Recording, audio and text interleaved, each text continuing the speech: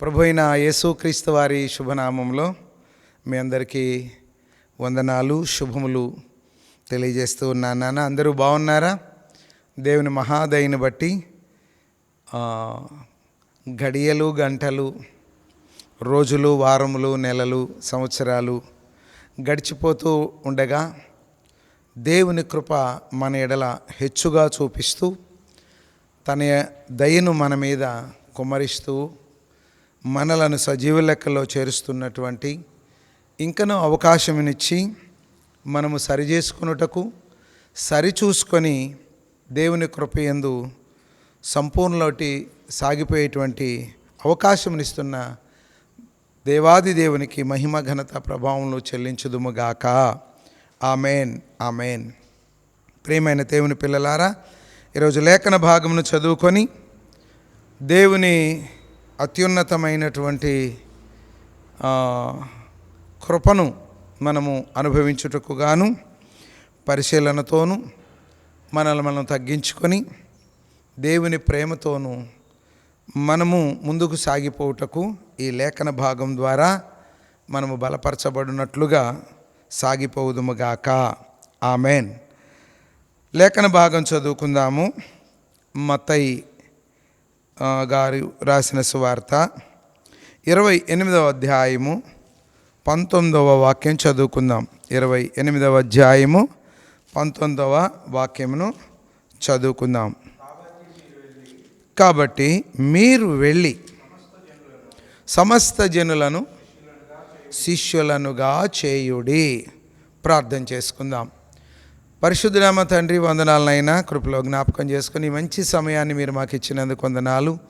ఈ యూట్యూబ్ పరిచర్య ద్వారా మీ నామము ఘనపరచబడునుగాక.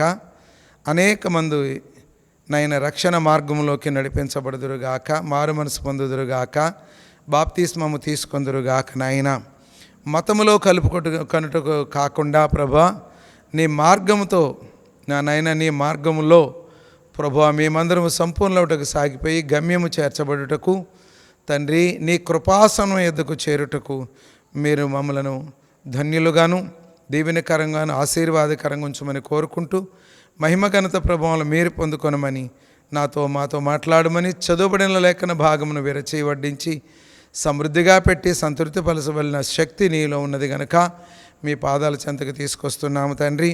మీ నామనికి మహిమ తెచ్చుకోమని కోరుకుంటూ మా ప్రభువును ప్రియరక్షకుడును అయిన యేసయ్య అతి పరిశుద్ధ నామమును బట్టి వేడుకొనుచున్నాము తండ్రి. Amen, amen, amen. Praise the lord. నాన్న మరొకసారి మీ అందరికీ శుభాలు. అందరూ బాగున్నారా? మన యొక్క ఈ సహవాసములో దేవుని కృపకు మనం ఎక్కువగా బద్ధులమై ఆయన సన్నిధిని, ఆయన కృపను జ్ఞాపకం చేసుకుంటూ మనం చేసే ప్రతి పని దేవుని నామమునకు మహిమకరముగాను ఆయన నామము మరి హెచ్చింపబడినట్లుగాను మనము వాక్యానుసారంగా ముందుకు వెళ్ళడానికి సాహసిస్తూ ఉన్నాము, ప్రకటన చేస్తూ ఉన్నాము, ప్రయాణం చేస్తూ ఉన్నాము. కాబట్టి ఈ యూట్యూబ్ పరిచర్య విషయంలో ఫాలో అజ్ కాదు, ఫాలో జీసస్. కాబట్టి మమ్మల్ని మీరు ఫాలో అవ్వాల్సిన పని లేదు. చూడండి, ఏవేవో లైకులు చేయాల్సిన పని లేదు, లేకపోతే డిస్లైకులు చేయాల్సిన పని లేదు. వాక్యమును గురించినటువంటి అనేకమైనటువంటి విషయములు మనకు బోధించబడుతూ ఉండగా ఎలా పడితే అలా ప్రవర్తించాల్సిన పని లేదు. కానీ మీరు వాక్యం విని మేలు పొందిన ఈ మేలుకరమైనటువంటి వాక్యాన్ని 10 మందికి షేర్ చేయవలసింది మాత్రం మనవి చేస్తూ ఉన్నాం. కనుక అంతకుమించి మా వేషాన్ని కానీ మా భాషను కానీ మేము అరేంజ్ చేసేటువంటి సౌకర్యముల విషయములలో ఆర్భాటాలు కానీ ఇక్కడ ఏమీ కనపడవని మరీ మీకు తెలియజేసుకుంటూ ఉన్నాను. ఎందుకంటే దేవుడు మరి ఆర్భాటానికి కర్త కాదు. ఆయన సామాన్యతలో సంపూర్ణతను అనుగ్రహించేటువంటి దేవుడై ఉన్నాడు. ఆయన ఈ లోకంలో జీవించినప్పుడు ఆయన మరి ఎవరింటికి వెళ్ళారో వారు, ఎవరిని కలుసుకున్నారో వారు, మరి ఎవరితో మాట్లాడారో వారందరూ కూడా సామాన్యులు. కాబట్టి సామాన్యతలో సంపూర్ణతనిచ్చేటువంటి ప్రత్యేకత ఎవరిలో ఉందంటే యేసు ప్రభు వారిలో ఉన్నది.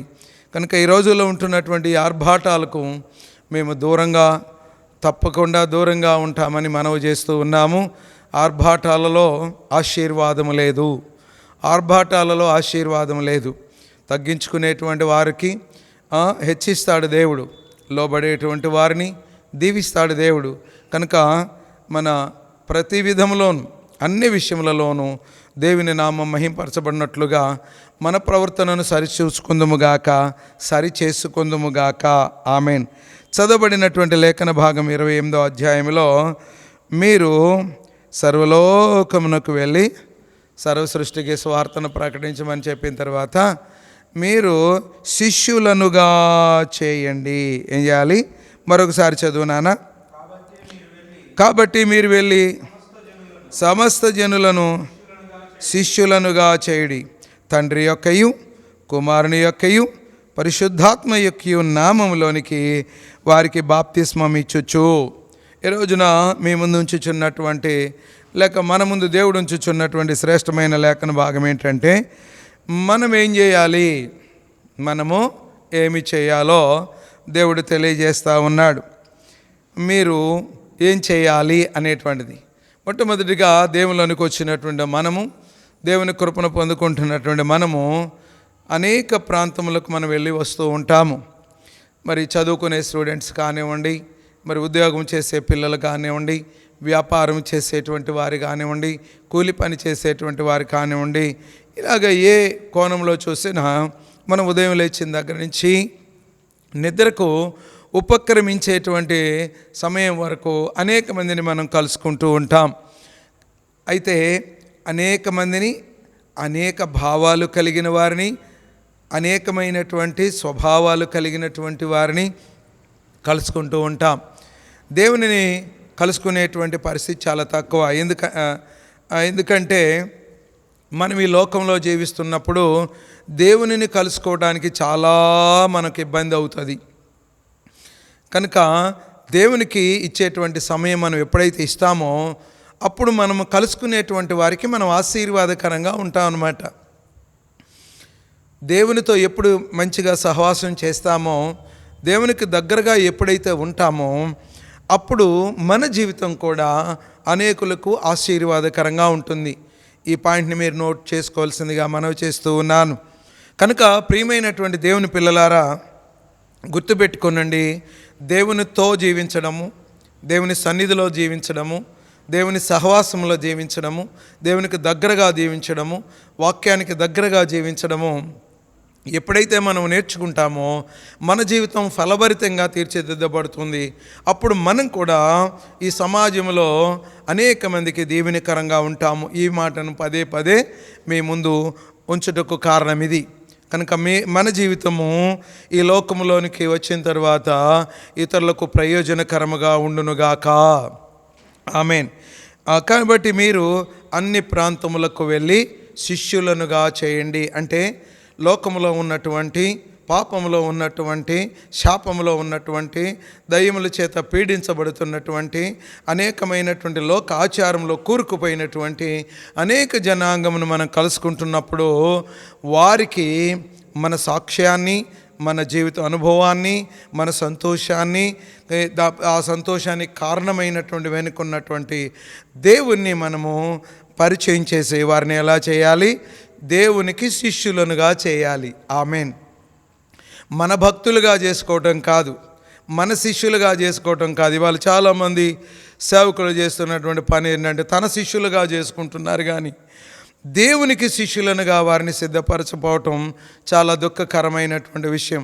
శిష్యులకు యేసు ప్రభువారు మరి మొట్టమొదటిగా సెలవు ఇచ్చింది ఏంటంటే, మీరు సర్వలోకమునకు వెళ్ళి సర్వ సృష్టికి సువార్త ప్రకటించడమే కాదు, మీరు అన్ని ప్రాంతములకు వెళ్ళి మీరు అందరినీ శిష్యులనుగా చేయండి.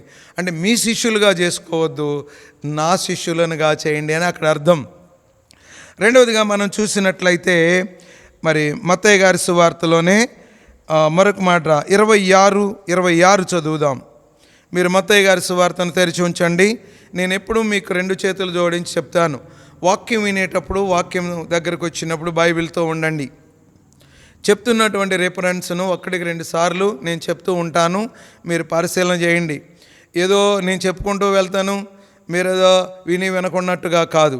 దీని కొరకు సమయాన్ని కేటాయించండి.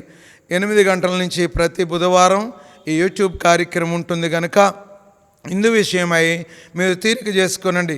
ఒక 20 నిమిషాలు, ఒక 25 నిమిషాలు, ఒక 30 నిమిషాలు, అంతకుమించి ఏదైనా ఎప్పుడైనా ఒకసారి 5-10 నిమిషాలు ఎక్కువ ఉండవచ్చు, కానీ మ్యాక్సిమం 30 నిమిషాల లోపు మేము ప్రకటించడానికి ఇష్టపడుతూ ఉంటాం. కనుక ఇది పెద్ద సమయమేమీ కాదు, ఇది పెద్ద భారమేమీ కాదు. కనుక అందులోనూ మీ అందరూ కూడా గృహాల దగ్గర ఉండడానికి వీలు పడేటువంటి సమయం కనుక ఈ సమయాన్ని మీరు జాగ్రత్తగా సద్వినియోగం చేసుకొనండి. మీ సెల్ ఫోన్లో దానిని మరి ఓపెన్ చేసి చూస్తూనే లేఖన భాగాన్ని జాగ్రత్తగా గమనించమని మనవి చేస్తూ ఉన్నాను. 26 వారు భోజనము చేయుచుండగా యేసు ఒక రొట్టె పట్టుకొని దానిని ఆశీర్వదించి విరచి తన శిష్యులకిచ్చి, మీరు తీసుకొని తినుడి, ఇది నా శరీరము. చూడండి ప్రియమైనటువంటి దేవుని బిడ్డలారా, దేవుని శరీరమును తీసుకొని దేవుని రక్తమును తీసుకునేటువంటి విషయంలో ఒక నియమం చూడండి. లోకంలోనికి వెళ్ళినప్పుడు ఏ నియమము? అందరినీ కూడా దేవుని శిష్యులనుగా చేయడానికి ప్రయత్నం చేయాలి. చాలామంది ఏమనుకుంటున్నారంటే ఈ దేశాన్ని లేకపోతే ఈ ప్రాంతాలని క్రైస్తవుగా మార్చేసి అక్కడున్నటువంటి వేరే మతస్థులను, వేరే వారిని వెలగొట్టేస్తాము అనేటువంటి ప్రచారం జరుగుతుంది. ఏమండి, ఎక్కడున్న వాళ్ళు అక్కడ క్షేమంగా ఉండండి, ఎక్కడున్న వాళ్ళు అక్కడ భాగ్యవంతులుగా ఉండండి, ఎక్కడున్న వాళ్ళు అక్కడ ఆశీర్వాదకరంగా ఉండండి. మీరు మీ ప్రాంతాలు విడిచిపెట్టి వెళ్ళగొట్టడానికి ఏమండి బలశాలము యుద్ధశాలలు కాదండి. మిమ్మల్ని ఎలగొట్టి మేము స్థాపించడానికి మాకేం అలాంటి స్వార్థాలు ఏమీ లేవండి.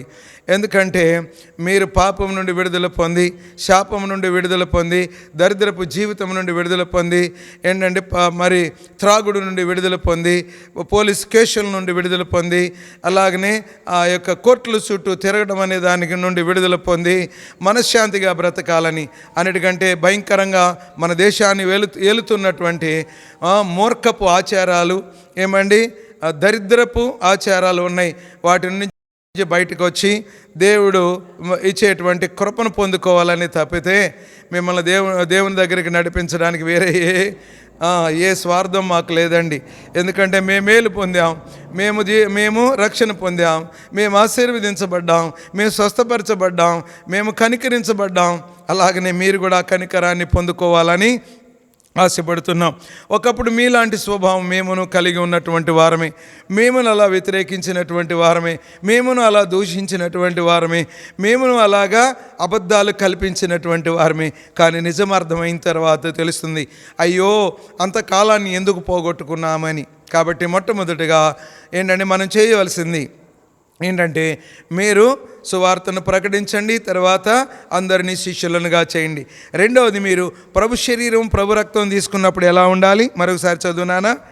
వారు భోజనము చేయుచుండగా ఒక రొట్టెను పట్టుకొని దానిని ఆశీర్వదించి విరచి తన శిష్యులకిచ్చి, మీరు తీసుకొని తినుడి, మీరు తీసుకొని దీనిని తినండి, ఇది నా శరీరము. కాబట్టి రొట్టె విరుచుట చాలా సంఘములలో చాలా చూస్తూ ఉన్నాము.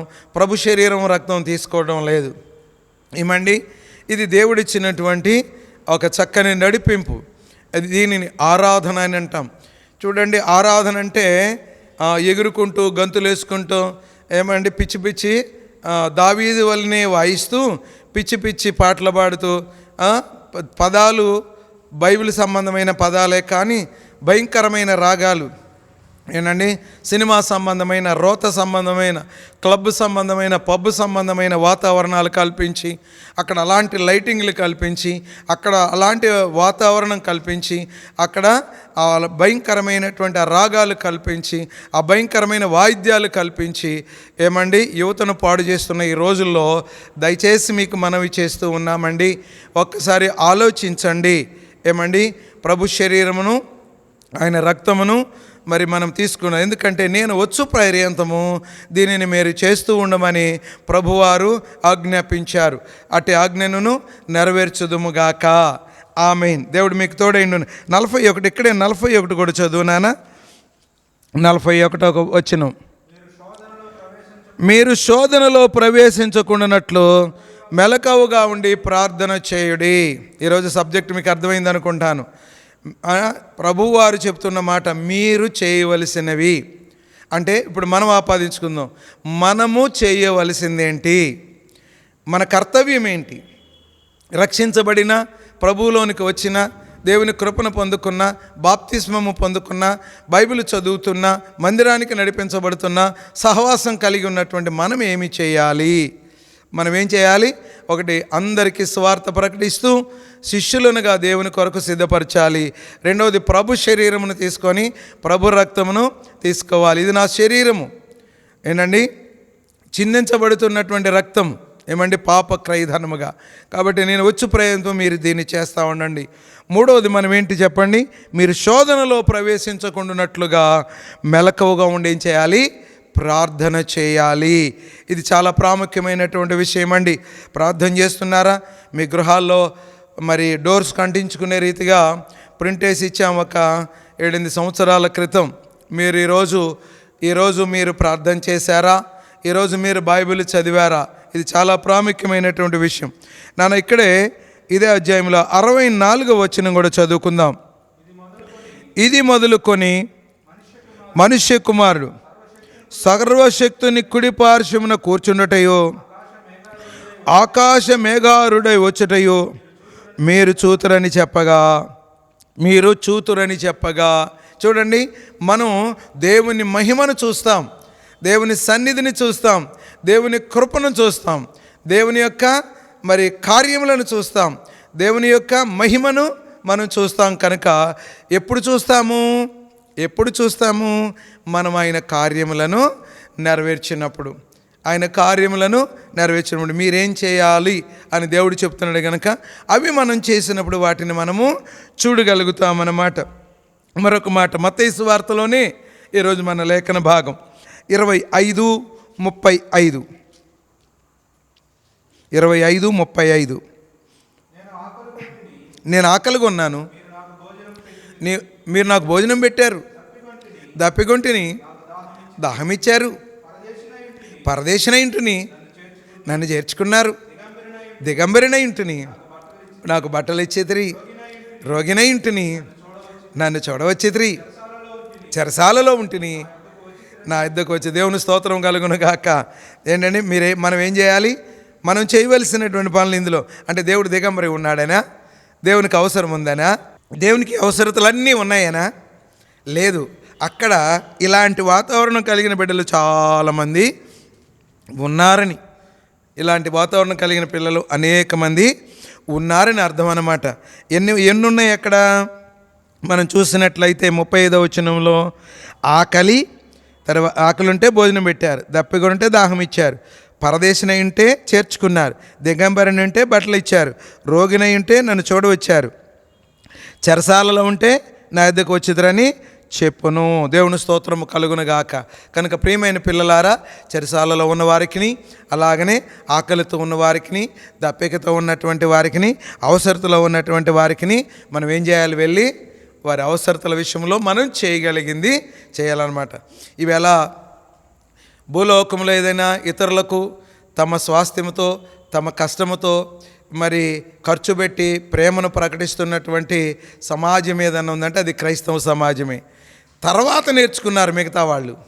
తర్వాత మనం చేయడం చూసి, దేవుని పిల్లలు చేయటం చూసి, మిషనరీలు వచ్చి చేయటం చూసి, ఏమండి రక్షించబడిన వారు చేయడం చూసి తర్వాత మిగతా వాళ్ళందరూ నేర్చుకున్నారు. ఇది శుభసూచకం. ఇది అందరూ కూడా మరి ఆలోచించుదురుగాక. నీ పొరుగువాడు, నీ ఇరుగు పొరుగువాడు, నీ తోబుట్టువు, నీ బంధువుడు, నీ స్నేహితుడు అవసరతలు వీటిల్లో ఏ అవసరత ఉన్నాడో చూసినప్పుడు మనం వెళ్ళి వారిని పరామర్శించాలి అని చెప్పబడుతుంది. దేవుని స్తోత్రం కలుగునుగాక. మరొక మాట చదువుకుందాం. 24:44 24:44 మీరు అనుకొనని గడియలో మనుష్య కుమారుడు వచ్చును గనుకనే మనం ఎలా ఉండాలి? మనల్ని ఎలా ఉండమంటాడు? సిద్ధంగా ఉండాలి. మీరు ప్రార్థన చేయండి, మీరు సిద్ధంగా ఉండండి, మీరు సర్వలోకానికి వెళ్ళి సువార్తను ప్రకటించండి, మీరు నాకు శిష్యులనుగా చేయండి, మీరు అవసరతలో ఉన్న వారి దగ్గరికి వెళ్ళి మీరు చేయగలిగినంత చేయండి. అర్థమవుతుంది కదా సందేశం? కాబట్టి దేవుడు చెప్తున్నాడు మీరేం చేయాలి అనేది ఆయన ఆజ్ఞాపిస్తున్నాడు. అంటే మనం అర్థం చేసుకోవాలి మనం ఏం చేయాలి, దేవుడు మనల్ని ఏమేం చేయమన్నాడు, ఏమేమి చేయమన్నాడు, దానిని మనము కొనసాగించుదుము గాక. ఆమెన్. 9వ వాక్యం కూడా చదువుకుందాం నాన్న. 24:9. అప్పుడు జనులు శ్రమల పాలు చేసి చంపెదరు, మీరు నా నామము నిమిత్తము సకల జనుల చేత ద్వేషించబడతారు. చూసారు, అందరి చేత మనం ద్వేషించబడతామంట. ఇప్పుడు అదే జరుగుతూ ఉన్నది. ప్రియమైనటువంటి దేవుని బిడ్డలారా, అయినా సరే మనం ఏం చేయాలి? మనం సిద్ధంగానే ఉండాలి. ద్వేషించబడినా సిద్ధంగానే ఉండాలి. ఏంటంటే దూషించబడినా మనం సిద్ధపడాలి. మన నాగటి మీద చేయి వేసి తిరిగి చూడకుందుముగాక. యెహోవా మీకు తోడైండునుగాక, యెహోవా మిమ్మును ఆశీర్వదించునుగాక. దేవుని చిత్తమైతే ఇదే మెసేజ్ని మరొక సగభాగానికి పొడిగిస్తాను. ఈ కొద్ది నిమిషంలో అది అంతా అవ్వదు కనుక ఒక మాట చదివి నేను ముగిస్తాను. 23వ అధ్యాయము 10వ వాక్యం, మత్తయి గారి సువార్తలోని 23:10. మరియు మీరు గురువులని పిలువబడవద్దు, క్రీస్తు ఒక్కడే మీ గురువు. మీలో అందరికంటే గొప్పవాడు మీకు పరిచారకుడు ఉండవలను. తాను హెచ్చించుకునేవాడు తగ్గింపబడును, తాను తగ్గించుకునేవాడు హెచ్చింపబడును. ఈ ప్రారంభంలోనే ఉపోద్ఘాతంలో మీకు ఈ మెసేజ్లో చెప్పాను. మీలో ఏంటండి, మీరు గురువులని పిలువబడొద్దు. అందుకని శిష్యులుగా ఎవరికి చేయాలి? యేసు ప్రభువుకు శిష్యులుగా చేయాలి. కానీ ఈవేళ అన్ని మహిమలు పలానా ఆయన దగ్గరంట స్వస్థతా వరం ఉందంట. ఉంటే ఉండవచ్చు, ఇబ్బంది ఏం లేదు, దేవుడు ఇచ్చి ఉండవచ్చు. వరాలు కలిగి ఉండటం, దేవుడు వరాలు ఒక వ్యక్తికి ఇవ్వటం అది సహజం, అది దేవుడు ఇస్తాడు. కొంతమందికి బాగా మాట్లాడే వరం ఇస్తాడు, కొంతమందికి స్వస్థపరిచే వరం ఇస్తాడు, కొంతమందికి రకరకాలైన రోగాలను స్వస్థపరిచే వరం ఇస్తాడు, వివేచన వరం ఇస్తాడు. ఎన్నెన్నో వరాలు ఉన్నాయి, ఆత్మ సంబంధమైన వరాలు దేవుడు మనకు అనుగ్రహించాడు. మనకి ఆ వరాలను అప్పగించాడు లేక అనుగ్రహించాడు. దానిని బట్టి నీకున్నట్టు అది ఏంటండి, పాంప్లెట్లో నీ పేరు ముందు నీ పేరు వెనక వీటిని వేసుకుంటున్నావంటే దరిద్రం వాళ్ళది కాదు. భయంకరమైన దరిద్రం ఏంటంటే పిలిచిన వాళ్ళది. పిలిచిన వాళ్ళు లేపిస్తున్నారన్నమాట. ఏమని? స్వస్థతావరం కలిగినటువంటి దైవజనులు, వివేచన వరం కలిగినటువంటి దైవజనులు, ఇలాగా ఏవేవో వాళ్ళకు ఆపాదించి వీళ్ళు వారిని ఆహ్వానిస్తూ ఆ పేర్ల దగ్గర వేస్తూ ఉన్నారు. ప్రియమైన పిల్లలారా, సమస్త ఘనత మహిమ ప్రభావాలు ఎవరికి చెల్లాలి? దేవునికి చెల్లాలి. మరొకసారి ఇక్కడ చదవండి. మీరు గురువులని పిలువబడకూడదు. మనం గురువులం కాదు, మనం ముందుగా ఆరక్షించబడి దేవునికి శిష్యులంగా ఉన్నాం. మరలా మనం కూడా దేవునికి శిష్యులుగా అనేక మందిని నడిపించుదుముగాక. ఆమెన్. కాబట్టి ప్రియమైనటువంటి దేవుని బిడ్డలారా, గుర్తుపెట్టండి, మనము అందరినీ దేవునికి శిష్యులుగా సిద్ధపరచుదుముగాక. అవసరతలో ఉన్న వారి వద్దకు వెళ్ళి మనము అవసరత మనం చేయగలిగినది మనము చేయుదుము గాక. తర్వాత ప్రభు శరీరమును రక్తమును తప్పకుండా తీసుకుందుము గాక. తర్వాత మనము ప్రార్థన విసుకక ప్రార్థన చేయుదుముగాక. తర్వాత మనము అనేక విషయములలో ఆయనకు నమ్మకముగా ఉందుముగాక. మరొకసారి మీరు తిరిగి ఉన్నప్పుడు చెప్పిన రెఫరెన్స్లను జాగ్రత్తగా పరిశీలన చేసి దేవుని కృపకు పాత్రలు అవ్వాల్సిందిగా ఆయన ఏం చెప్పాడో అది చేస్తే, ఆయన ఏం చెప్పారో అది చేస్తే మనము 30, 60, 100 ఫలించబడతాం. అట్టి ఫలభరితమైన జీవితం మనం అనుభవించుటకు గాను దేవుని చిత్తము అంటే దేవుని ఇష్టమును మనము నెరవేర్చుటకు ఎల్లప్పుడూ సిద్ధముగా ఉందుముగాక. Amen, amen, amen. ప్రార్థన చేసుకుందాం. పరిశుద్ధుడైన తండ్రి, ప్రేమామూర్తివైన ప్రభువా, నీ కృపలో జ్ఞాపకం చేసుకునే విధానం కొరకు వందనాలు. నీ సన్నిధి యందు మమ్మలను పాలి భాగస్తులించినందుకు కృతజ్ఞతలు. మీ కృపలో జ్ఞాపకం చేసుకొని మీ సన్నిధి యందు మమ్మలను పాలిభాగస్తుల గుంచుచూ వస్తున్నందుకు వందనాలయ్యా. దయగలిగినటువంటి నీ సన్నిధిని ఆశీర్వాదకరంగా అనుభవించుటకు గాను మేము లోకములో రక్షించబడిన మీ కృపను పొందుకున్న, మీ యొక్క రక్షణను పొందుకున్న, మారు మనసు పొందుకున్న, బాప్తీసం తీసుకున్నటువంటి మేము లోకంలో జీవిస్తున్నగా మేమేమేమి చేయాలో మీరు మాకు ఆజ్ఞాపించిన వచనములను మేము ధ్యానించాము తండ్రి. వాటి విషయం మేము మెలకుగా త్వరగా ఉండటానికి, చక్కగా నెరవేర్చడానికి తగిన శక్తిని బలాన్ని ప్రసాదించమని కోరుకుంటూ యేసయ్య అతి పరిశుద్ధ నామమును బట్టి వేడుకొనుచున్నాము తండ్రి. Amen, amen, amen. Praise the lord. దేవుడు మీకు తోడైండునుగాక. యెహోవా మిమ్మును ఆశీర్వదించునుగాక. ప్రేమ దీర్ఘకాలము సహించును, దయ చూపించును. ప్రేమ మత్సరపడదు, ప్రేమ డంబముగా ప్రవర్తింపదు, అది ఉప్పొంగదు, అమర్యాదగా నడవదు, స్వప్రయోజనమును విచారించుకొనదు, త్వరగా కోపపడదు, అపకారమును మనసులో ఉంచుకొనదు, దుర్నీతి విషయమై సంతోషపడక సత్యమునందు సంతోషించును, అన్నిటినీ తాలుకొనును, అన్నిటినీ నమ్మును, అన్నిటినీ నిరీక్షించును, అన్నిటినీ ఓర్చును. ప్రేమ శాశ్వత కాలముండును. Amen, amen, amen. God bless you. దేవుడు మీకు తోడైండును గాక.